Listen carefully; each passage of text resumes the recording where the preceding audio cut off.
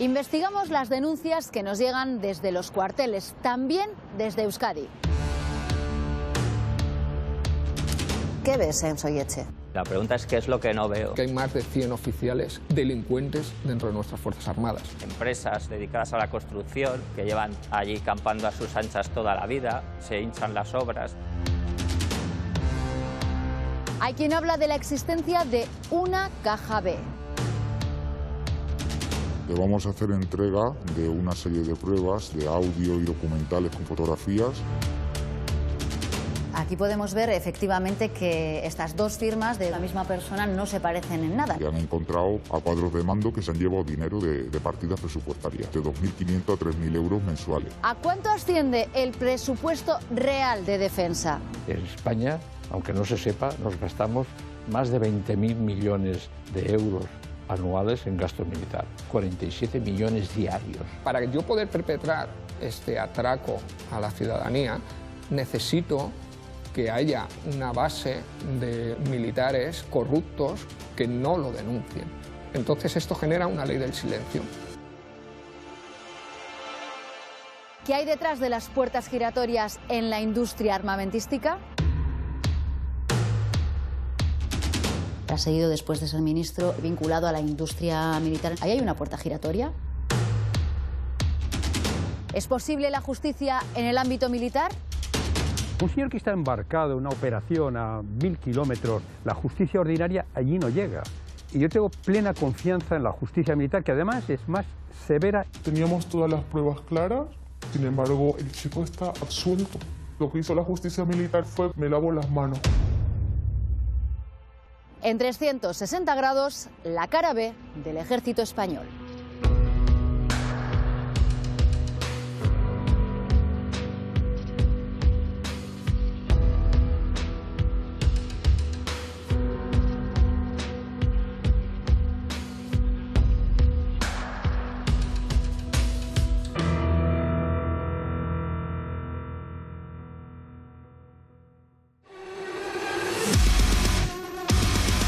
Las Fuerzas Armadas es una de las instituciones más arraigadas e intocables del Estado.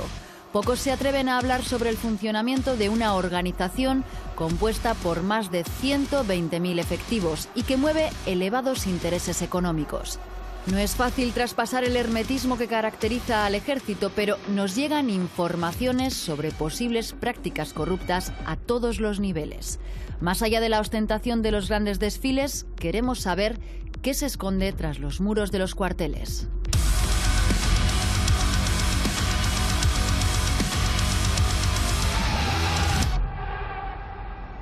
Nos dirigimos a Madrid para entrevistarnos con un militar expulsado por las Fuerzas Armadas. Es uno de los pocos testigos que da la cara. Desde que se atreviera a denunciar la corrupción, se ha convertido en ejemplo y altavoz para otros soldados que quieren dar el paso. Es un testimonio que cuenta, por tanto, con una ingente cantidad de información sobre lo que ocurre tras los cuarteles. Antes de conocer a este exmilitar, queremos indagar hasta dónde llega la supuesta corrupción del ejército. El investigador y presidente del Centro de Estudios para la Paz de Barcelona, Pere Ortega, no tiene dudas sobre la existencia de estas prácticas a pequeña y gran escala. ¿Se puede llegar a hablar de corrupción alrededor de las Fuerzas Armadas? Sí, sin duda. Corrupción, trato de favor, como estructura es una estructura perniciosa desde el punto de vista de la ética funcional por una administración pública. Se han denunciado múltiples perversiones alrededor de las pequeñas economías internas de las Fuerzas Armadas en los cuarteles, con denuncias sobre cuestiones que tienen que ver con los economatos, con la compra de comida, abastecimientos, etcétera, y sobre todo también con las grandes operaciones militares de compra de armas, en las que seguro que también hay comisiones que se han demostrado en las ventas de armas al exterior. Queremos saber cuál es el presupuesto oficial de defensa. Para eso entramos en la web del Ministerio. La última partida aprobada es la de 2018 y se asignaron 8.455 millones de euros, un 10,7% más que en 2017. A continuación se incluyen 1.180 millones de euros para los organismos autónomos militares, Instituto Nacional de Técnica Aeroespacial, el Instituto Social de las Fuerzas Armadas, el Instituto de la Vivienda de Defensa y 10 millones para la sección 31, destinada a contratos de servicios como viajes, informática o servicios postales. Hablamos entonces de una asignación total de 9.552 millones de euros. Vemos que ya en los presupuestos oficiales la cifra inicial ha aumentado en más de 1.000 millones de euros. Pero ¿es este el gasto militar real? ¿Existe un presupuesto oculto? En España, aunque no se sepa, nos gastamos más de 20.000 millones de euros anuales en gasto militar. Más o menos gastamos cada año 47 millones diarios. La mayoría de las partidas se encuentran escondidas en otros ministerios. Uno de los importantes es las ayudas en I+D a las industrias militares para producir programas especiales de armamento. 560 millones salen desde el Ministerio de Industria. Luego hay otra partida, esta sí que podemos decir camuflada, que sale desde los fondos de contingencia para las misiones militares españolas en el exterior, que rondan cada año los 1.000 millones. Luego está el gasto social, luego están las aportaciones desde el Ministerio de Exteriores a la OTAN, a las misiones de paz de Naciones Unidas o a programas de desarme, y por último también tenemos las mutuas militares, con lo cual no es el 1% más o menos del PIB lo que se gasta España en gasto militar, estamos en el 1,7%. El gasto oculto descrito por Pere Ortega podría superar los 20.000 millones de euros, es decir, el doble del gasto anunciado por el Estado. ¿Y cuánto nos cuesta a vascos y vascas el ejército español? En Euskadi, Defensa se sufraga a través del cupo. El gobierno vasco paga al Estado un 6,24% del presupuesto destinado a las competencias no transferidas. Si cogemos como referencia el presupuesto para defensa en 2018 y aplicamos el porcentaje, nos saldrían unos 527 millones de euros al año. O lo que es lo mismo, 242 euros por persona. En el caso de una familia de 4 miembros hablaríamos de unos 1.000 euros al año. Luis Gonzalo Segura, exteniente de las Fuerzas Armadas Españolas, fue expulsado en junio de 2015 por denunciar corrupción, abusos y acoso. Este exmilitar desvela unos patrones y una forma de proceder generalizada. El exteniente Segura habla alto y claro.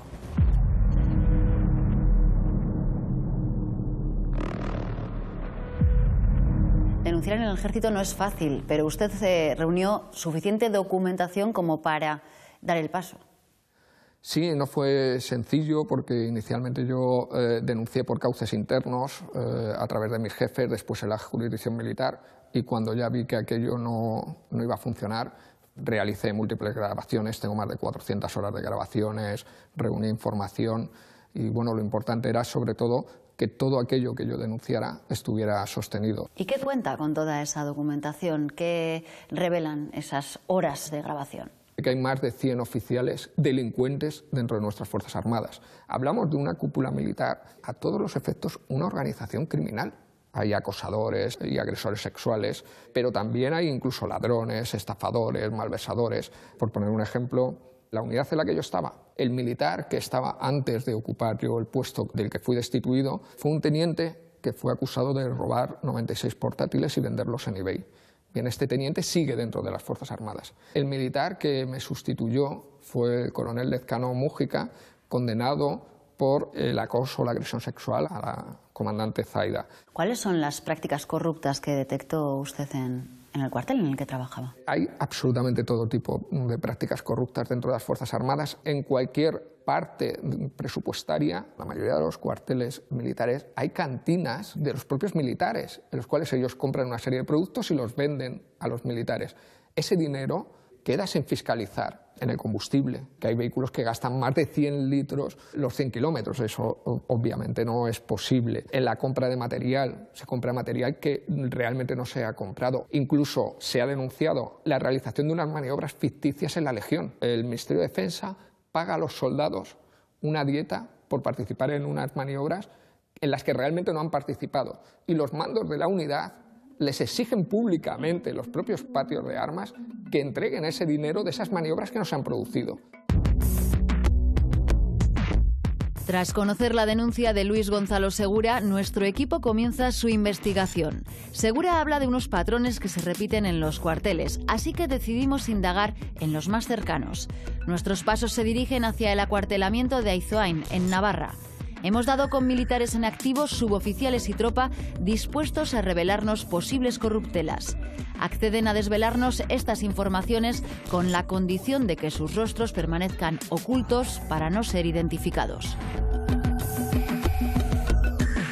Somos un grupo de suboficiales y de tropa, actualmente destinados en el Regimiento de Cazadores de Montaña América 66, que debido a una serie de hechos que se han estado produciendo durante años en la unidad, hemos podido recopilar una serie de información para que este tipo de actuaciones y de hechos que se están desarrollando en el América 66 sean de conocimiento de la opinión pública. Tenemos sospechas de una posible contabilidad paralela o caja B dentro de la unidad.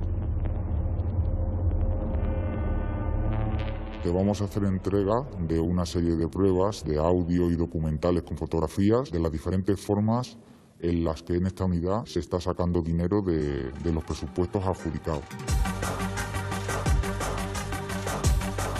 Los miembros del América 66 nos hacen entrega de toda su documentación. 3 sobres llenos de información, fotos comprometidas y un audio que acreditarían prácticas corruptas.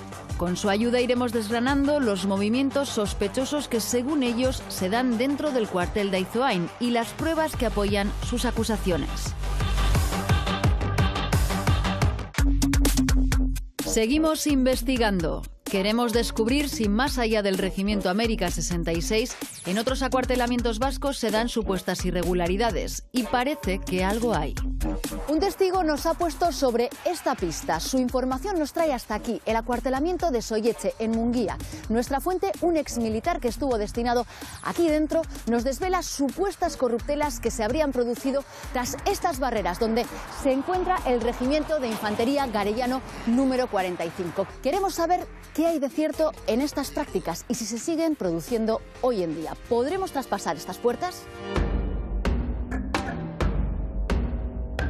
Nos detenemos en el cuartel de Munguía, un acuartelamiento medio del Ejército de Tierra que lleva a cabo misiones en el exterior. A pesar de tratarse del cuartel más grande de Euskadi, es difícil saber lo que ocurre tras sus muros. Pero conseguimos entrar a través de un testimonio. Es el excapitán Pedro Palazuelos. Él nos cuenta qué vio en el interior de Soietxe durante el tiempo que estuvo allí destinado. Lo ocurrido allí cambió su vida para siempre. 30 años en el ejército, llegas a Soietxe y ahí termina tu carrera en el Ahí termina todo, se terminó. ¿Por qué? ¿Qué ves en Soietxe? La pregunta es qué es lo que no veo. Me encuentro empresas dedicadas a la construcción que llevan allí campando a sus anchas toda la vida, que cuando entran al cuartel hasta los soldados dicen que ahí viene el jefe del cuartel. Encuentras que ya no se utilizan los sobres para corromper a la gente, que ahora se hinchan las obras y luego se reparten el dinero. Las informaciones que nos da el excapitán Palazuelos señalan a una empresa de construcción. Según su relato, todas las obras realizadas en el acuartelamiento de Soietxe eran otorgadas sospechosamente año tras año a la misma constructora. Esa empresa era prácticamente adjudicataria de casi todas las obras que se realizaban en el acuartelamiento. Obras que, al parecer de cualquiera, no eran unas obras que estaban bien ejecutadas. Por ejemplo, el asfaltado de un patio de armas, que se prohibió circular vehículos porque el asfalto se levantaba, debido a la poca capa de asfalto que habían echado. El cuerpo de guardia no tenía calefacción, porque estaba roto todo el circuito, porque las losas de hormigón que lo cubrían se habían hundido porque estaban mal diseñadas. La misma empresa también. Se instaló un sistema de contadores de agua por toda la base y a los pocos meses tenía fugas porque se había sellado mal y la empresa volvía a repararlo y volvía a cobrar. O sea, era todo así. El gasóleo, que se raciona todos los días a la tropa para que no tengan calefacción, después se le mete a un señor en un depósito ilegal que tiene instalado en la base. ¿Qué irregularidad podía esconder ese depósito? ¿A quién beneficiaba? Podría beneficiar, por ejemplo, a esa misma empresa, o que esa empresa estuviera transformando ese gasóleo en dinero.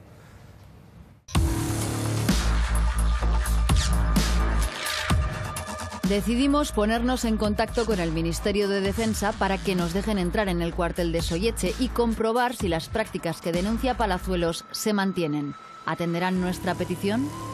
Ha sido imposible acceder con nuestras cámaras al cuartel de Soyeche. Defensa no nos ha dado permiso. Tampoco han sido atendidas nuestras peticiones de entrevista con la actual ministra de Defensa, Margarita Robles, y con otros altos mandos militares. El hermetismo se mantiene, otra prueba más de la falta de transparencia. El excapitán Palazuelos fue dado de baja común y no profesional por trastorno adaptativo a la vida militar y acabó denunciando acoso laboral dentro del ejército. Este exmilitar nos muestra la extensa documentación que empleó para argumentar su denuncia. ¿Qué es lo que nos puedes mostrar para acreditar todo lo que nos has contado? Yo presenté una denuncia ante la Fiscalía Militar denunciando los trasvases del gasóleo. Yo les mandé las fotos de esos depósitos ilegales, de todos esos vehículos que estaban instalados en el acuartelamiento por parte de la empresa civil. Unos meses después se me comunica que se han archivado las diligencias de investigación. Sin que ni siquiera te hayan tomado declaración en ningún cero. momento. Nunca me llamaron para nada, ni por teléfono. ¿Le han llegado denuncias de Soyeche? Sí, por supuesto. Y quien lo ha denunciado, en este caso un capitán, junto a un cabo primero, pues han sufrido la represión y las represalias del sistema, ¿no? Esta denuncia refleja perfectamente cómo el sistema, en lugar de limpiar aquella parte corrupta de la institución, lo que hace es justo todo lo contrario. Es amordazar a los denunciantes, expulsar a los denunciantes mediante el retiro y ascender a los involucrados. Ha llegado el momento de bucear en las pruebas que nos han hecho llegar los miembros del Regimiento América 66 del acuartelamiento de Aizoain, en Navarra. Datos que probarían, según ellos, una supuesta gestión fraudulenta.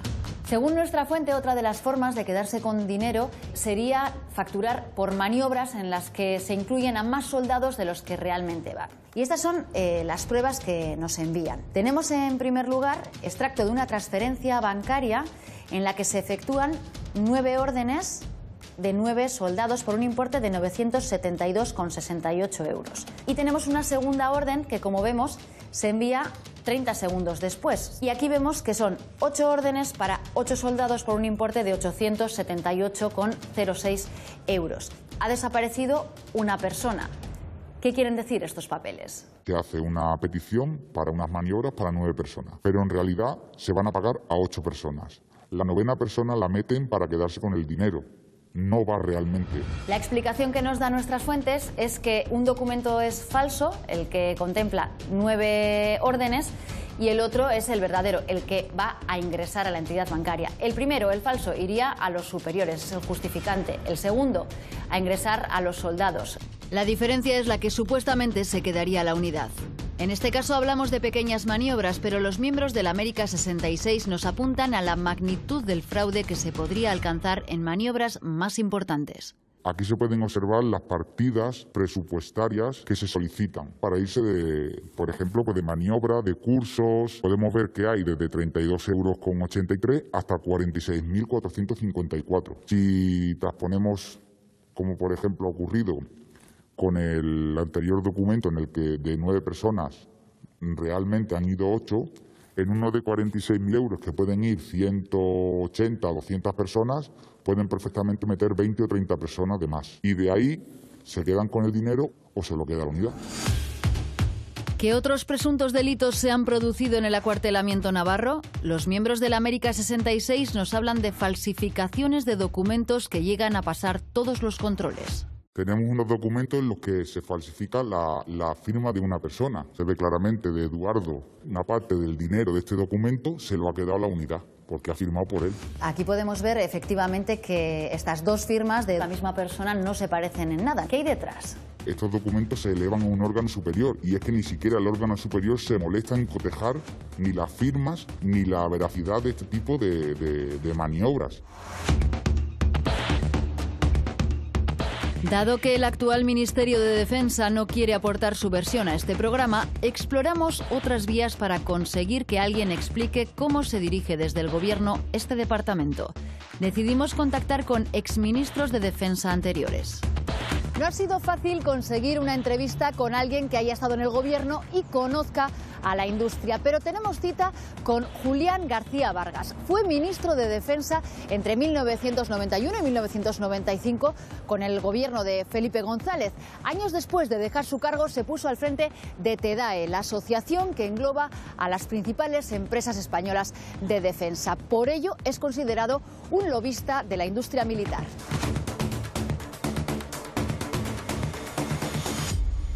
¿Cree que hay corrupción en el ejército? No. En España hay una sensación de corrupción, pero no hay una corrupción tan general como se dice, ¿eh? La justicia española es muy eficaz en ese terreno. ¿Alguna vez le llegaron denuncias de corrupción en el ejército? Alguna vez sí, pero como en cualquier otro colectivo, ¿eh? No más.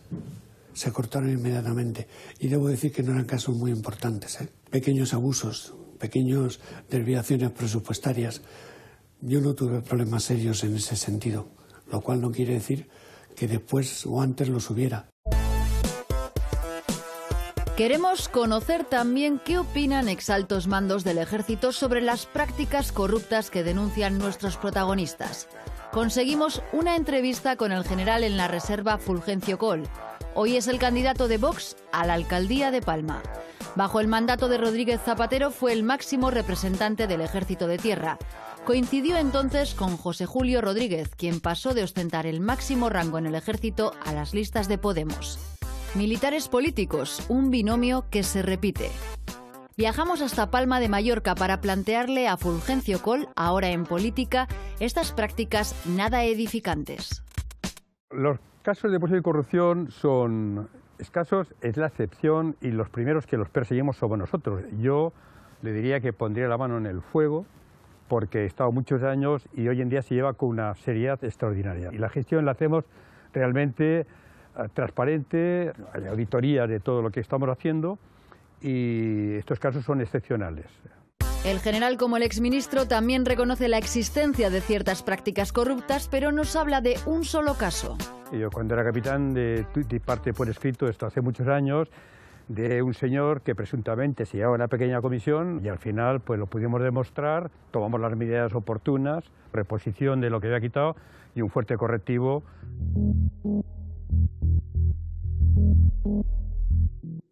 Pero ¿qué ocurre cuando las denuncias de corrupción alertan sobre un peligro de muerte? Nos referimos a la desaparición de dinero destinado a la compra de material y como consecuencia del uso de vehículos en mal estado. Año 2014, un accidente de un helicóptero militar termina con la vida de varios soldados. ¿Qué ocurrió aquel día? Vamos a hablar con el padre del soldado Sebastián Ruiz, quien falleció en el accidente de un helicóptero Super Puma. La versión oficial culpó a los pilotos de negligencia, pero el único superviviente apunta a un fallo del aparato. Cuéntenos, ¿qué ocurrió el 19 de marzo de 2014? Lo peor que ocurrió es que, siendo el Día del Padre, yo perdí a mi hijo. Mi hijo y sus compañeros estaban efectuando una maniobra de instrucción con unos medios que además no se correspondían con los necesarios para efectuarla. El helicóptero se estrelló. ¿Se debió a algún fallo ese accidente? ¿Qué conclusiones les trasladaron? Que habrán sufrido lo que comúnmente se llama un vértigo, es decir, una desubicación espacial, y que no se dan cuenta y se estrellan contra la. Y que no hubo ningún fallo mecánico. Es lo que desde el principio les interesa decir, porque ellos saben desde el principio que ocurrieron más cosas. El informe oficial yo lo he hecho llegar a través de terceros a ingenieros aeronáuticos y todos coinciden en que la rotura de la transmisión que se produjo en el helicóptero fue la causa del siniestro. Marcos Pérez, militar en la reserva, es el portavoz de Milites, una organización que aspira a convertirse en partido político. Asegura que todo militar tiene conocimiento de corruptelas dentro del ejército y quieren terminar con estas prácticas. Dentro de las Fuerzas Armadas se está trabajando con material obsoleto, porque esas partidas presupuestarias que están dedicadas al mantenimiento y sustitución de ese material habitualmente se destinan a otras cosas. El problema es que quien liquida el presupuesto posteriormente lo valida como que realmente se ha dedicado a esa función para la que estaba en un principio, en origen, encaminada. Y el informe final normalmente dictamina que fue una negligencia de los mismos. Curiosamente, son personas que están altamente cualificadas, que en múltiples ocasiones han manejado dicho material y al final pues les provoca la muerte. Ustedes sostienen que el accidente se produjo por un fallo del aparato, por no invertir, digamos, en su reparación. Tácitamente y sin ellos quererlo nos han dado razón, porque ya esos 2 helicópteros los quitaron de la circulación y han comprado 4 helicópteros nuevos para el SAR de Canarias. Es decir, si estaban tan bien, ¿por qué han comprado esos helicópteros? Fallecen o han fallecido más de 100 militares en accidentes que jamás se tendrían que haber producido, pero lo increíble de todo esto es que todavía podrían haber sido más, ¿no? Regresamos con los soldados del América 66. Ellos también aseguran que trabajan en condiciones que ponen en peligro su vida. Vehículos defectuosos que pasan ITVs que no deberían pasar. Canibalizar vehículos militares es una práctica que nos explican así. Tenemos otra serie de documentos, en este caso fotografías, vehículos en muy mal estado, que le faltan piezas, que los suelos están podridos, que las puertas están cogidas con cuerdas, que los techos están cogidos con brida, que no funciona la calefacción, en maniobras en plena nieve y que además están pasando las ITV y les aprueban las ITVs. Viene una unidad de la Guardia Civil de la ITV, monta su stand para pasar la ITV dentro del acuartelamiento, pasa un vehículo y si al siguiente de atrás le falta una pieza, el primero que ha pasado lo mando al taller militar, le quito la pieza, la monto en el vehículo que tiene que volver a pasar la ITV y con una sola pieza 2 vehículos pasan la ITV. Eso se llama canibalizar vehículos y eso se hace en el Regimiento América 66. En este caso vemos cómo falta la transmisión en este vehículo que posteriormente pasó la ITV. Aquí vemos al vehículo pasando la ITV, nos aseguran que es este mismo que observamos le falta la transmisión. Como podréis observar, estos vehículos están saliendo a la vía pública, con lo cual son un peligro en potencia para los civiles. Pero la perversión iría más allá. Coches nuevos que no lo son. ¿Quién se queda con este dinero?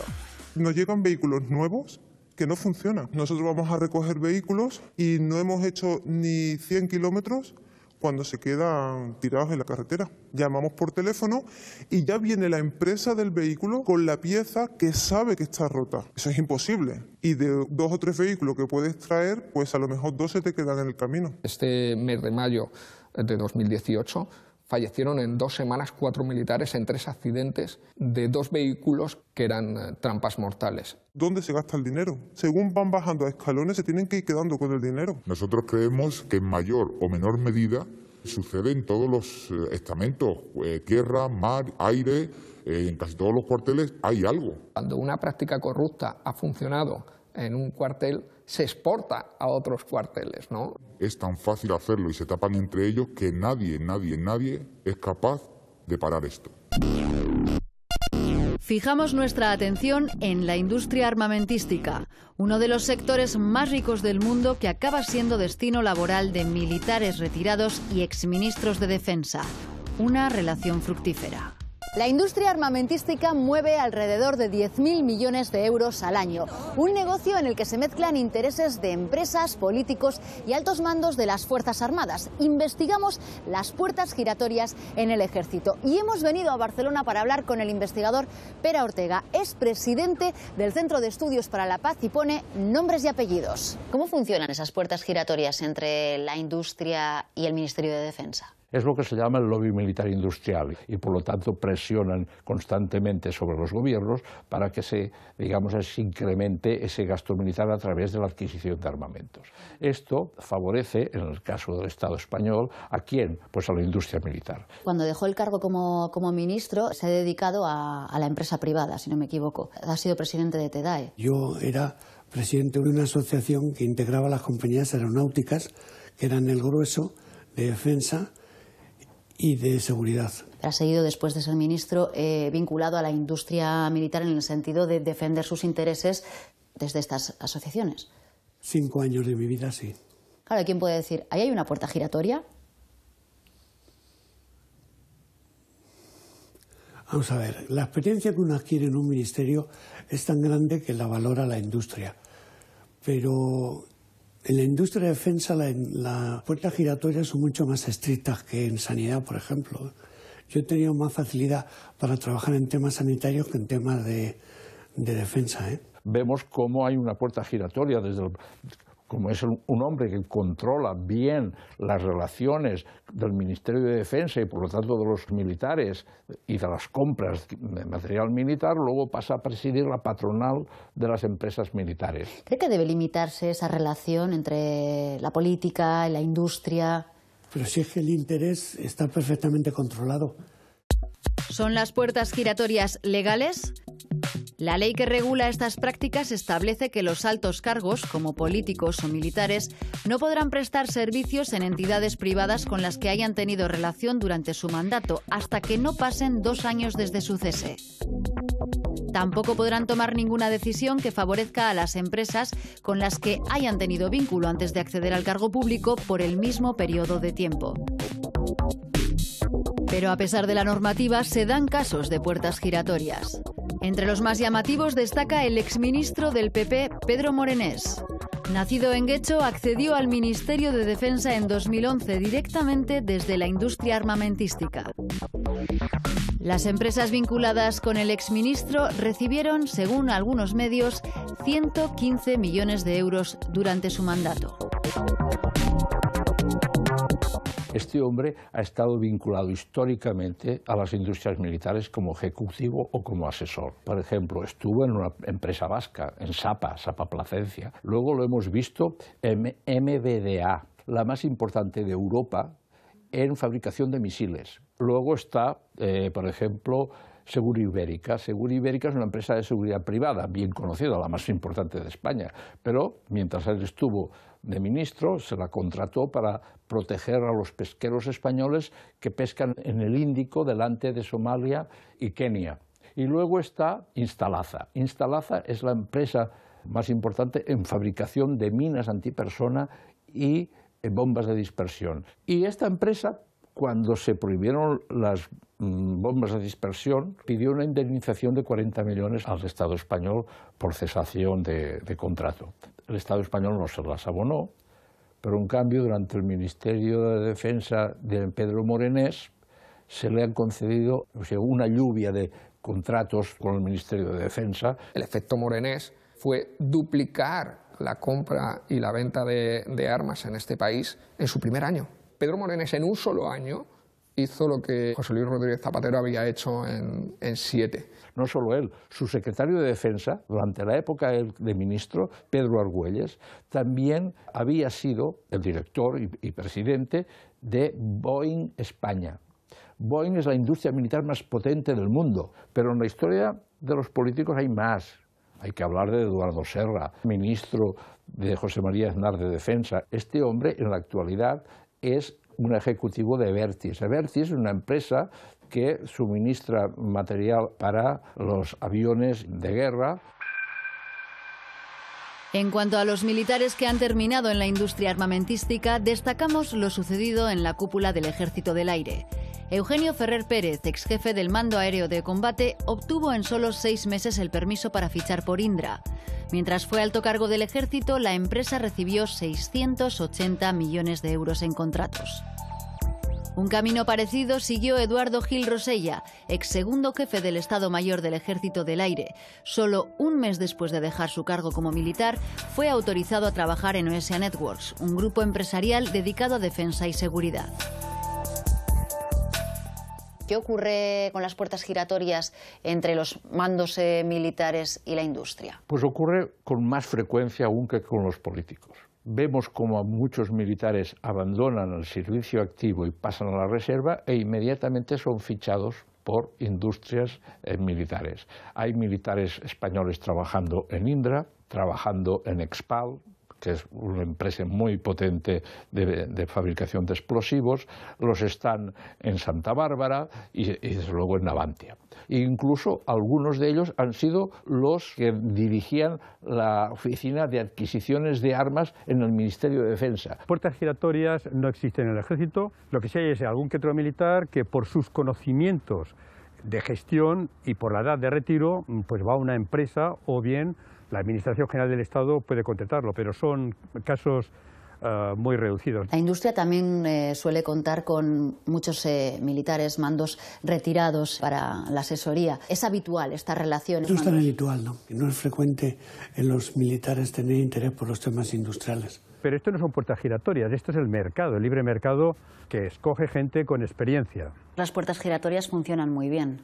Por supuesto, ¿no? El jefe de Estado Mayor del Ejército de Tierra, Carlos Villar Turrau, también fichó por Santa Bárbara General Dynamics. El almirante jefe de la Armada fichó por Navantia, pero a niveles mucho más bajos. Esto lo vemos todos los militares. Nos llama la atención que existiendo una ley que regula las puertas giratorias, se den casos en todos los niveles y sin que se cumplan los tiempos establecidos por la normativa. Es en este punto donde la formación política Milites denuncia un mayor engaño. Deseamos cambiar principalmente lo que son los tiempos en los que existe una incompatibilidad para poder ejercer o poder incorporarse a esa empresa pública que ha sido beneficiada por el Ministerio de Defensa. De forma de que al ampliar los plazos y que haya caducado ese contrato con Defensa, la persona que participó en la contratación no se le devuelva el favor contratándolo posteriormente. ¿Hasta qué punto son beneficiosas las puertas giratorias para los implicados? Un dato, a pesar de encontrarnos en época de paz, el gobierno español sigue gastando millones de euros al año en vehículos y armas. ¿Es necesario todo ese material? ¿Qué hay detrás de ese gasto aparentemente desproporcionado? Detrás de estas puertas giratorias podemos pensar que alguien se está llevando buena parte de nuestros impuestos.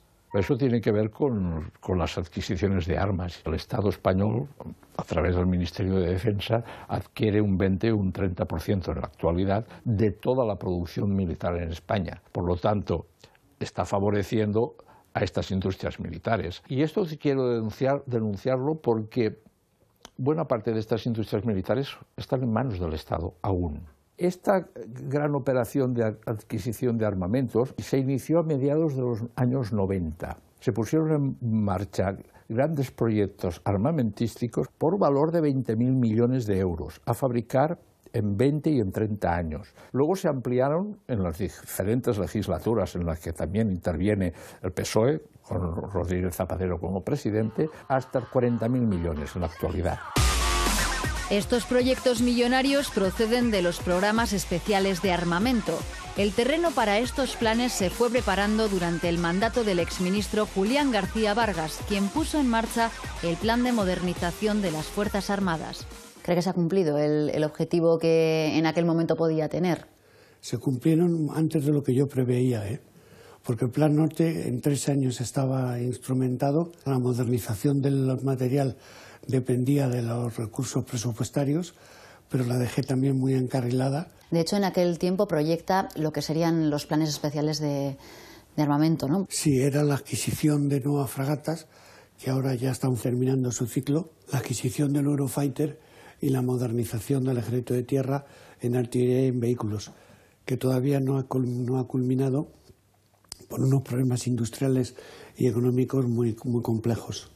Estos grandes proyectos, que son los aviones de combate Eurofighter, los helicópteros de combate Tigre, los blindados Pizarro y Leopardo, las fragatas F-100 y F-105, unos submarinos que aún están en fabricación, que se hunden pero no flotan.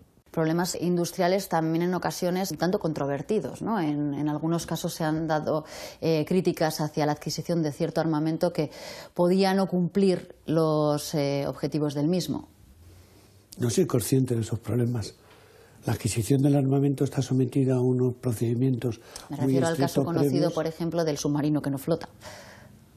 Bueno, es un problema de diseño industrial más bien, Cuando a nosotros nos presentan el submarino que no flota, el S-80, que es uno de los mayores desastres de la historia reciente, en principio iba a costar unos 2.000 millones de euros. Que al final los submarinos que nos flotan salen por 4.000 millones de euros. Pero es que mientras siguen construyéndolo y lleva un retraso de unos 18 años, mientras tanto los submarinos que están operativos hay que mantenerlos. Y es la propia empresa que nos ha construido el submarino que nos flota la que repara estos submarinos. Entonces, al final, fabricar material defectuoso implica ganar más dinero. Pues todos estos productos que se siguen fabricando no han tenido otra función que la posible disuasión de un ataque del exterior. Y en cambio prácticamente no han salido al exterior. Es más, acabarán su vida útil y los tendremos que tirar.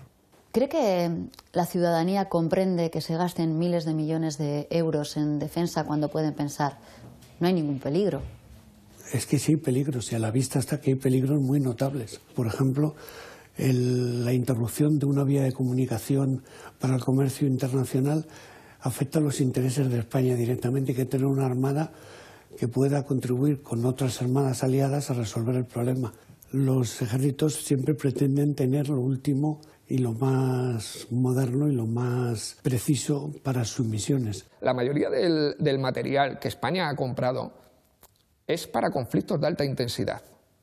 ¿Y qué es un conflicto de alta intensidad? Una guerra con Rusia. Oiga, pero es que las posibilidades de una guerra con Rusia son muy reducidas. Debería haber algún tipo de ilícito en el caso de que algo que está presupuestado en origen en una cantidad termine costando el doble o el triple de lo que estaba presupuestado en un principio. Pero como es difícil de probar, pues no se puede llevar a tribunales. ¿Hay forma de controlar esa compraventa de miles de millones en armamento, en aviones? Debería haberlo, mucho más, pero en realidad voy a repetir lo que dicen los propios militares, o por lo menos lo dicen en los pasillos. Se adquieren las armas por decisión política. Por ejemplo, se adquirieron 240 blindados Leopardo y otros 200 Pizarro, cuando en España no hay ninguna posibilidad de ser invadidos por tierra y, por lo tanto, para utilizarlos. ¿Para qué necesitamos 100 tanques si no va a darse una invasión terrestre en España? Porque a lo mejor hacen falta utilizarlos fuera, en un conflicto internacional donde sí pueden utilizar, sí deben utilizarse los carros de combate. Denunciar la corrupción dentro del ejército no es fácil, sobre todo dentro de una justicia militar corporativa y más si es una mujer la denunciante. Oficialmente hace 30 años de la incorporación de la mujer a las Fuerzas Armadas españolas, pero 3 décadas después solo cubren el 12% de sus filas. La igualdad en el ejército es un horizonte lejano y de hecho hasta hace 4 años ni siquiera se reconocía el acoso o las agresiones a mujeres. El delito de acoso sexual no fue incluido en el Código Penal Militar hasta 2015, cuando se conoció el primer caso de acoso sexual a una soldado. Desde entonces, las denuncias se han multiplicado. Zaida Cantera fue la primera soldado en denunciar un caso de acoso sexual. A raíz de su testimonio, otras mujeres se atrevieron a contar su historia. Carmen es una de ellas. Sábado en la noche, estábamos tres amigos míos, muy amigos míos, y luego a última hora se acopló otro que yo no... que es esta persona, la desconocida que llamo yo. En esto de que estamos saliendo del pub, nosotros ya íbamos un poco bebido. Él se ofrece para volvernos a subir. Mi compañero intentó moverme del asiento del coche y yo no podía. Dice que era imposible despertarme, que estaba totalmente dormida. Sin embargo, este otro muchacho, que es el desconocido, insistía tanto en que no, tranquilo que yo la subiré, tranquilo que yo la subiré. Y por un momento él dice, a mí me extrañó de que él insista tanto porque no la conocía de nada. Y al final dice, bueno, no creo que vaya a pasar nada, somos compañeros, y entonces él deja de insistir y le dice, bueno, vale, pues ya la subes tú. Y me desperté como asustada. Me notaba en mis partes íntimas algo, como si se hubiera sido penetrada o algo. Yo entré en shock porque mi reacción fue gritar.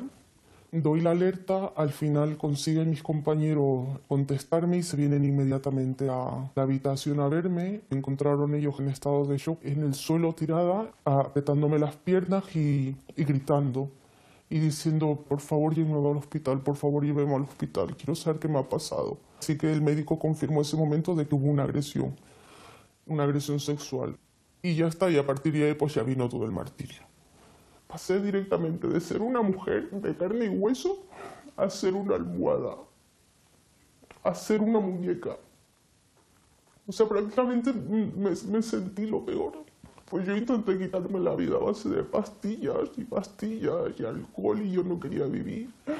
No se lo pude decir a mi familia hasta que pasó un tiempo, solo a mis hermanos. El decírselo a mis padres me rompió el corazón. Hasta 2015 no se ha contemplado en el Código Penal Militar el delito de acoso sexual. Y desde entonces son muchas las denuncias. Tenemos informes a día de hoy, por ejemplo en el ejército canadiense, que hablan de unas 1000 agresiones al año y tienen un volumen de militares muy parecido al nuestro. En nuestro caso estamos hablando de 62 denuncias entre el 2003 y 2013. Esto es una tasa bajísima, estamos hablando de un 0,5% de las militares españolas. Y además, que una mujer agredida sexualmente sea juzgada por un tribunal militar es un paso atrás. Un expediente disciplinario es un espacio mucho más opaco que la propia jurisdicción militar, y es un espacio en el que las garantías son nulas, porque la persona que de alguna forma denuncia no tiene derecho a tener conocimiento del procedimiento, solo tiene conocimiento de la resolución. Antonio Suárez Valdés es abogado especialista en derecho militar. Llevó, entre otros, el caso de Zaida Cantera a los tribunales. Este abogado nos explica la diferencia entre cómo contempla el acoso sexual el Código Penal Civil y el militar. En relación con los abusos y los acosos sexuales en el trabajo, mi valoración es que cada vez se producen menos porque cada vez está el tema más controlado. ¿Cuál es el problema? Que como el personal militar cada vez tiene menos miedo a denunciar este tipo de situaciones, pues claro, se denuncian en la actualidad más que las que se podían estar denunciando hace 20 años. El Código Penal Militar sanciona de una manera mucho más dura que el Código Penal ordinario conductas tales como el abuso sexual, el acoso sexual, etc. Por poner un ejemplo, abuso sexual en el Código Penal está sancionado con una pena de prisión de 1 a 3 años. En el Código Penal Militar, el abuso sexual se sanciona de 6 meses a 5 años. La pena es muy superior y el tramo medio es muy superior al que establece el Código Penal. También ha habido casos de denuncias de acoso, incluso violaciones dentro del ejército.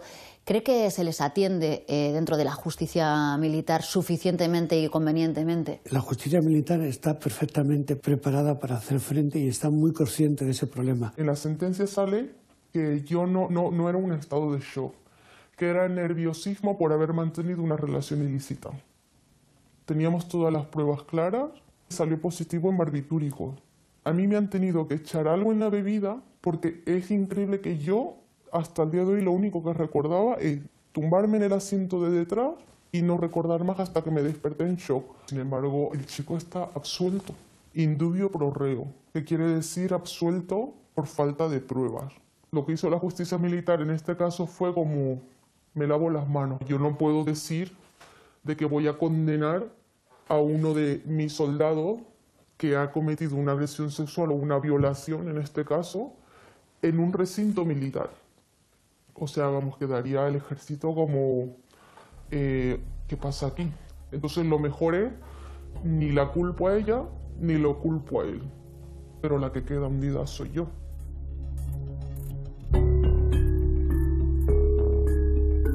Algunos ejemplos nos sirven para mostrar cómo funciona la justicia militar con estas denuncias. Nos detenemos en Juan Miguel Camarón, el caso del capitán acusado de abusar de 28 reclutas. Aunque fue condenado en 2007 a 17 años en total por 28 delitos, 3 años después se incorporaba de nuevo a las Fuerzas Armadas. ¿Quién protege a las víctimas? Hay una cúpula militar que a nivel justicia militar y a nivel mandos protege a este militar. Porque primero hacen una peripecia jurídica para no expulsar a un militar que comete 28 agresiones sexuales y permitirle seguir dentro de las Fuerzas Armadas, y después incluso le premian con una misión internacional para que duplique su salario durante 6 meses y ello le suponga menor perjuicio el día que esa condena sea efectiva. Hasta tal punto que este militar es condecorado el mismo día que entra en prisión. Sin embargo, y esto es muy importante, la mayoría de las mujeres que son agredidas sexualmente terminan sufriendo una baja psicológica por la hostilidad del entorno y normalmente terminan abandonando las Fuerzas Armadas. Regresamos con el Regimiento América 66 y sus denuncias. Conocer cómo funciona el acuartelamiento navarro nos da las claves para comprender dónde puede haber otro supuesto caso de corrupción. Vamos a explicar cómo se compone el Regimiento América 66, que está dirigido por un coronel con el que los soldados aseguran que apenas tienen trato y que se divide en 2 unidades.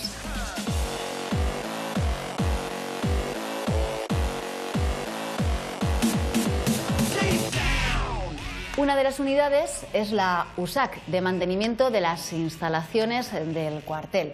Y la primera unidad es el Batallón Montejurra. Su unidad se divide en 5 compañías.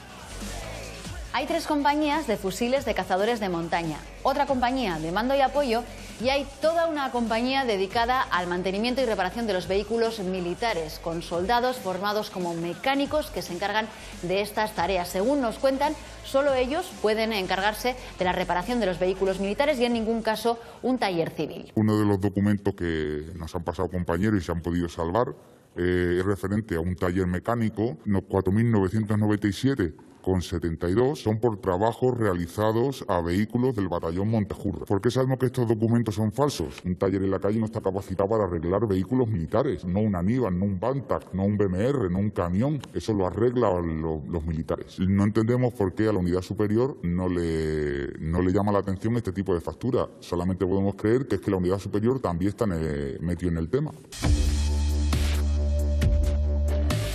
Hay 2 documentos en el que se puede ver perfectamente que se solicitan 3 vehículos y un número de personas para ir a San Gregorio a quemar munición.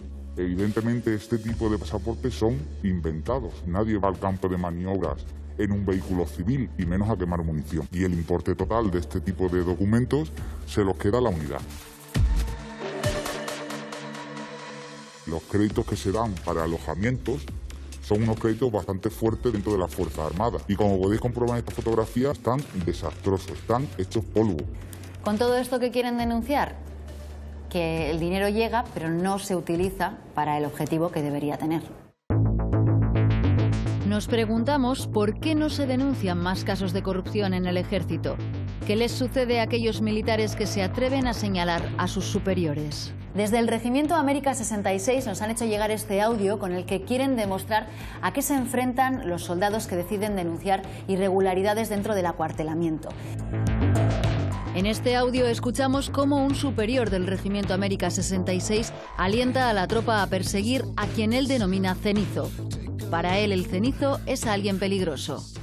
Un cenizo dentro de la Fuerza Armada, por lo menos en el Regimiento América, es una persona a la que el mando pues no lo quiere en la unidad, lo persigue, lo acosa, lo humilla, lo arresta y hace todo lo posible para que se vaya de la unidad e incluso llega a tal punto de alentar e instigar a todos sus compañeros para que vayan a por ese tipo de personas. Lo del Código Rojo no es nada de las películas, son hechos reales que están ocurriendo en la América 66. Estamos hablando de que si te anulan como persona, si te hacen el vacío, si te humillan, si no te hablan tus propios compañeros, que es lo único que tienes, puedes ser tan débil de mente como ir a la almería y pegarte un tiro. Ese tipo de miedo existente a la denuncia debe desaparecer porque en ningún país democrático el denunciante es el que deba sufrir ese miedo, sino el denunciado debería ser el que lo sufriera. Si el caso llega a los tribunales, los soldados son juzgados bajo el propio reglamento militar. La cuestión es por qué en España existe la justicia militar cuando en países como Alemania o Francia solo la aplican en tiempos de guerra. El que exista una justicia militar se debe únicamente a un criterio de especialización. Estamos abordando un código penal distinto, estamos abordando unos delitos diferenciados, estamos abordando una complejidad de las unidades que hay que conocer. Esto no lo puede conocer un juez ordinario. ¿Qué naturaleza militar tiene un robo, una malversación, una agresión sexual? Son delitos comunes que deberían de ser juzgados por una jurisdicción ordinaria, porque si no, obviamente, estamos poniendo al delincuente a juzgar sus propios delitos, ¿no? Y eso es imposible, ¿no? ¿Por qué es necesaria una justicia diferenciada? Porque es un cuerpo muy diferente y en todos los países se mantiene esa diferencia, esa especialización de la justicia específica para el colectivo. En Europa, la mayoría de los estados, cuando se comete un delito por parte de un militar, es juzgado por los tribunales civiles. Un señor que está embarcado en una operación a 1000 kilómetros en un ambiente, la justicia ordinaria allí no llega. Y yo tengo plena confianza en la justicia militar, que además es más severa y más estricta.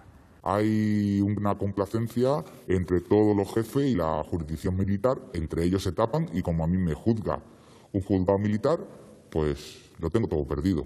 Incluso si pones una denuncia civil, se abre otra investigación militar y siempre sales perdiendo. Nunca ganas, jamás ganas. Denuncias de corrupción en el ejército que caen en saco roto y ante las que cabe preguntarse lo siguiente. ¿Y al Ministerio de Defensa no le importa que buena parte del dinero que destina a los cuarteles se quede entre los dedos de alguien?